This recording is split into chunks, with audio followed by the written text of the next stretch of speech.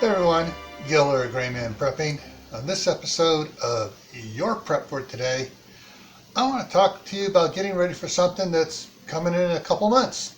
Summer. Now, some of you go, well, we're just barely into spring. Why are you talking about summer? Well, before you know it, June's here and we're into summer. So you really might want to start looking at what you're going to be doing this summer, what you're going to need for this summer, what summer items need to be replaced, repaired, or whatever, so you're ready for summer. Are you stocked up with the sunblock, the mosquito repellent, the other essentials you're going to need for the summertime? So then get some paper and a pencil and ask your family and friends what they need to get ready for the summer and what they think you need to get ready for the summer. All right?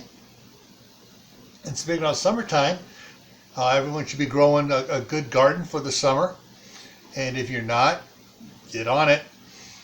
But the other thing to consider is growing stuff indoors even during the summertime, because some plants, when during the peak of summer, they bolt and it's over with for that plant. Well, lettuce is one.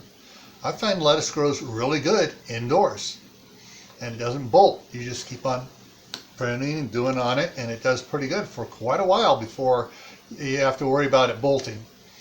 So think about what plants you can grow indoors during the summer or the winter. Next year we'll be having a indoor garden challenge, and we'll be giving away several Amazon gift cards. So now's the time to practice for it. All right? So stay happy no matter what life throws at you. Stay safe. Don't go out and do anything foolish. Keep adding to your preps. Water, food, medicine, clothing for all seasons.